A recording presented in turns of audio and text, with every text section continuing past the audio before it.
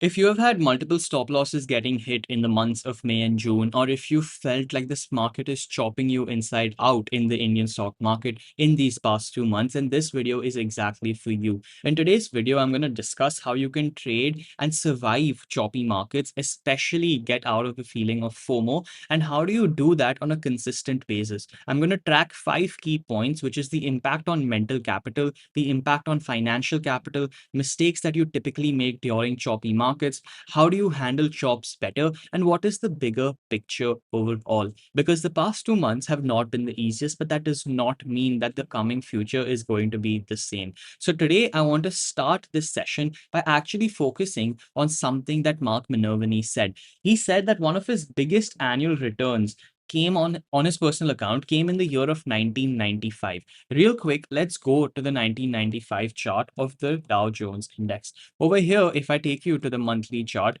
we can see that in the year of 1995, right, which starts about right over here. Okay, so you can see that there was a basing period that took place, right, in 1994. And then from 1995, there was a big breakout. So in terms of the way it looks like a super bull market started right from February or even Jan 1995. But what does Mark Minervini say over here? He says that the biggest return that he's made, one of the biggest returns, which was 400 odd percent, right? It did not start until April of him trading, which means that for 4 months from January to April, he was only sitting on cash or trying small trades here and there. What was the reason for this? Because the stocks were not saying the same thing as the index. That is what we're seeing here, right? January onwards, what was happening in the Dow Jones Index in 1995? There was a big move up, right? So April right here, almost 8% the Dow Jones went up, and after that is when he started, and then he returned 400%. So what does this tell us in general about the market?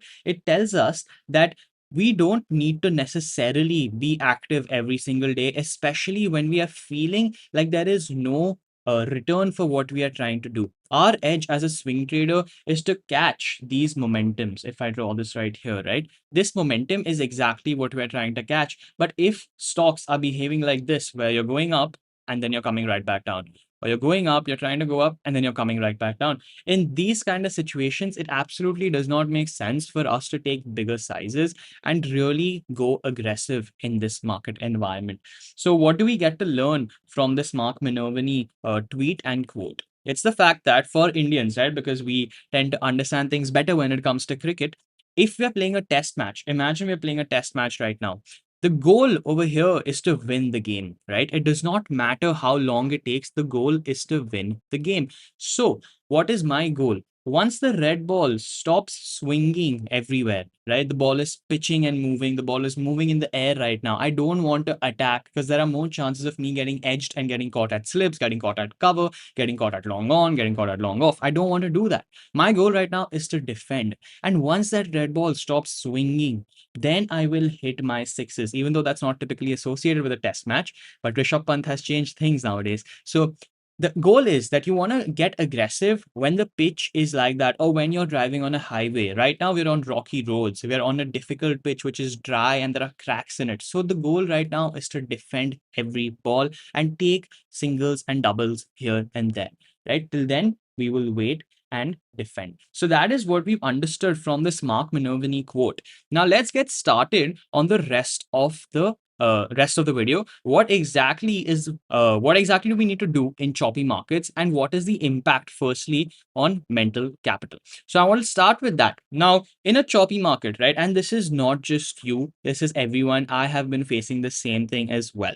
So if you've had multiple stop losses being hit in the past 2 months, or if you felt like I'm taking trades but nothing is working, that is exactly what this market does. It gives you mixed signals, and that is what you want to try and avoid. Mixed signals are the worst thing because what that does is it creates uncertainty. And whenever uncertainty gets created, we start questioning whether this system actually works. When we know for a fact that this system is one of the best systems in the world. So what we want to try and avoid is this sort of uncertainty, mixed signals, and does the system work notion. How do we do that? We do that by protecting our mental capital and making sure that we put it on lock instead of having it really being, shaken left and right. Now, why does this mental capital get affected? That is because we see an impact on the financial side of things.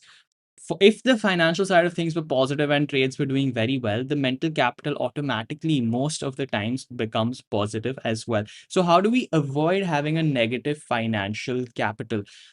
This is what we need to do. First, understand what does a negative financial capital do. Now, typically, what is associated with a choppy market is the fact that a negative financial capital leads to revenge trading. Now, let me explain this with the with the charts. So let's say that on a random 17th of June, okay, you take a trade in Walk Hard Pharma, for example. On 17th of June, if there's a trade taken in Walk Hard Pharma right here, what is happening? Okay. This is a tight stop loss 3%. Stock goes up 7% in your favor, but then the same day fades all the way down. Then tries to move upwards, goes to 5 6%, and then failure. Right? Let's say after that, you decide to take a stock like B Box. Now, what happens here? Stock breaks out and there's a complete failure again. Capley point. Stock breaks out over here on the 19th of June. Okay, went up. But is this a swing trade that I'm trying to achieve? 10% in how many days? 27 days and 10% return. This is not a swing trade that I want. I want stocks that are going up 30 to 40% within that amount of time, right? Stocks like Mazgaon Dock, stocks like Cochin Shipyard, stocks like RVNL, IRFC. There are tons and tons of these names in 2023 and 2024 and 2021 and 2020 as well. Even 2022 had so many names. UCO Bank, PNB Bank, all of these names I remember doing fantastically well. I don't want action like this because this as well will give me the false illusion that the market is doing amazingly well. I will take more trades and then the same thing will take place again. SBCL broke out here, became choppy, broke out here, failed. So what is happening is that I will enter this notion of revenge trading. Why? Let me explain this.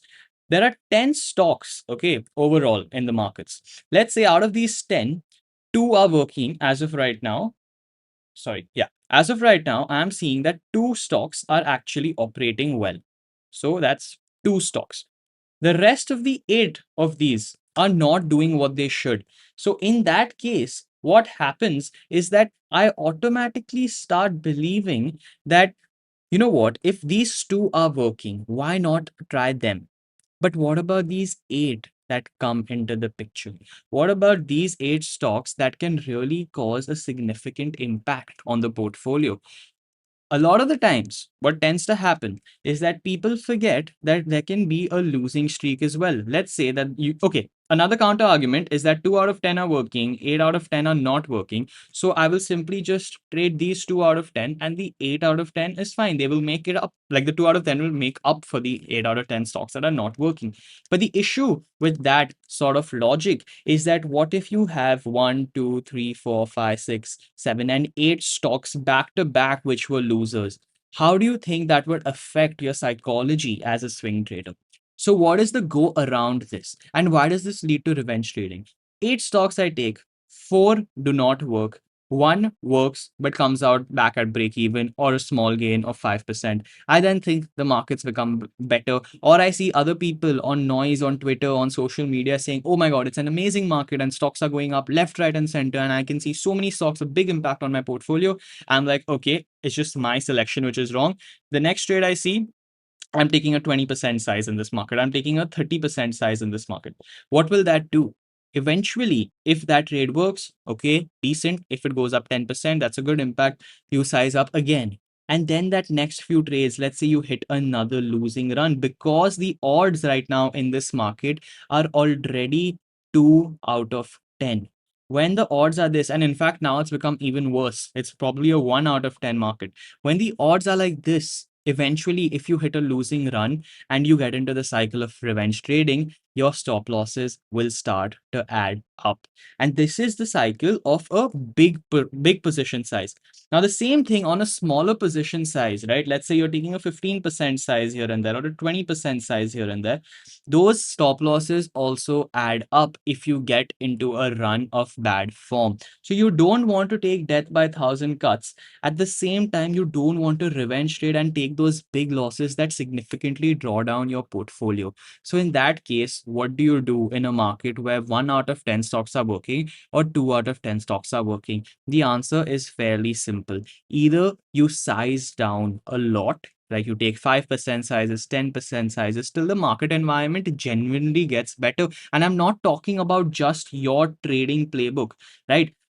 This is what would signify your trading playbook. Around these many trades out of the all of the trades that sort of break out. What are the rest of these trades saying? Are these giving positive feedback in the watch list in the breakout tracker? Are they giving negative feedback in the breakout tracker? What is happening over there? Because that is what is more important.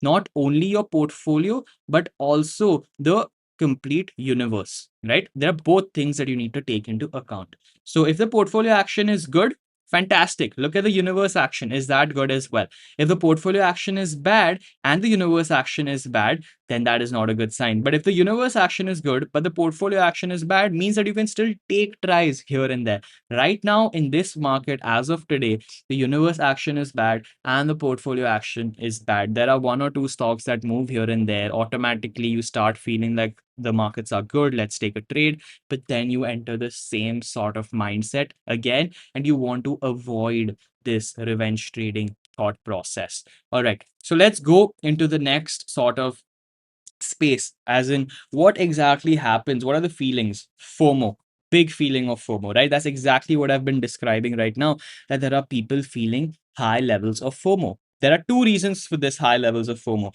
Reason number one is Twitter. Number one is Twitter. There are people on Twitter saying that the markets are amazing and stocks are working left, right, and center. And everyone can have their own opinion on the market, and their own opinion will be sort of, it will come from what their portfolio action is saying, or they've just not had enough time in the markets. And number two is the fact that the FOMO is coming from 1 out of 10 stocks that are working.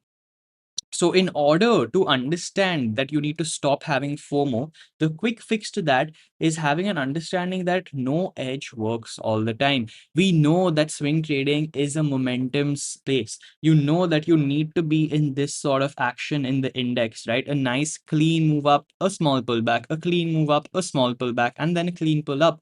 Because that is when swing trading works its best. We get these nice linear runs up here in the index when stocks move up very well. In these small pullbacks, the stock starts setting up and we tend to get out into cash. So having a general understanding that no edge is going to work all the time will give you clarity that you don't need to have FOMO. Maybe it's someone else's time, maybe it's their edge's time to work and not yours, and that's completely okay, because in a couple of months you can make enough money for the entire year. Now, the second thing that people tend to have a mistake with and you need to avoid is over trading. When 1 out of 10 stocks are working, it is easy to take 20 trades and say that, okay, two might work in my favor. However, you don't know. Probability doesn't have a memory. You don't know if you hit 8 stocks, right? Back to back to back stop losses.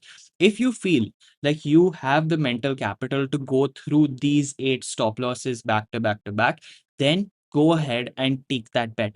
But for me and for a lot of people out there, having 8 stop losses in a row might be tough on the mental capital side of things. And that is why avoiding over trading is very important.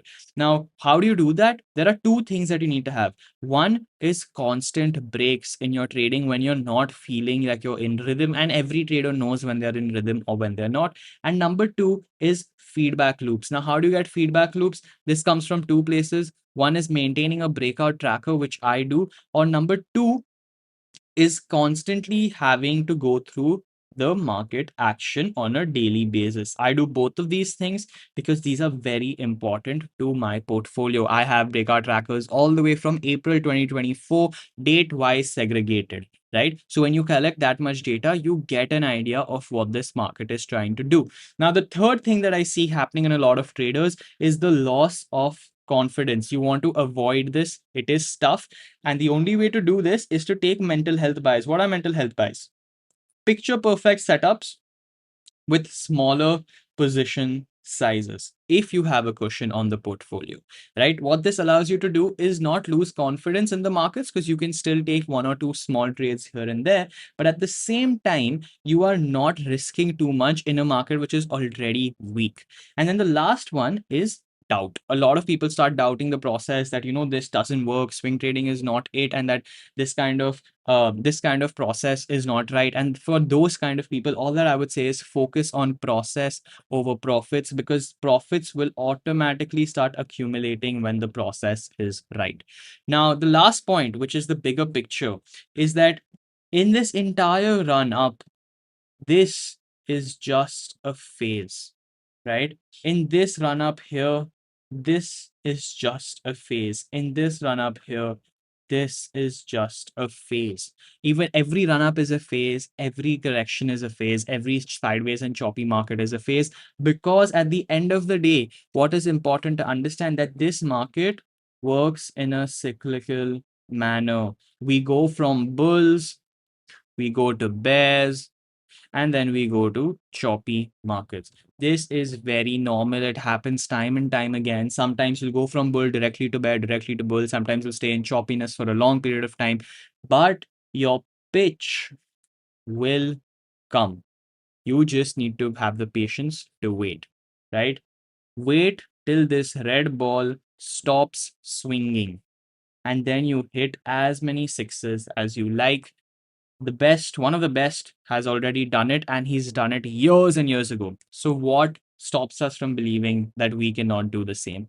That's all for today's video. If you found this video extremely informative, and if you would like to see more such learning videos, please, please, please, please like, subscribe, and also comment. A lot of comments have been coming in recently, and I'm loving it. Like, I feel like I'm finally kind of building a nice big community on YouTube. So like, subscribe, comment. Another thing, since you've watched for so long, in case you would like to learn from me, you can always join our Telegram community. Over there, we have educational stuff going on. We hold continuous sort of scanning sessions, daily market monitors to understand what the markets are doing. So in case you're someone who wants to really take it a step forward and learn more, the Telegram community is always open for you guys. The link is going to be below in the description and also on the pinned comment.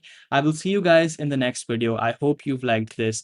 Till then, take care, stay safe, and have an amazing day forward. Don't worry, this market will turn. Every market in the past has turned, and your time will come. The longer the wait, the bigger the reward. That's all that I'll leave you guys with. Thank you so much.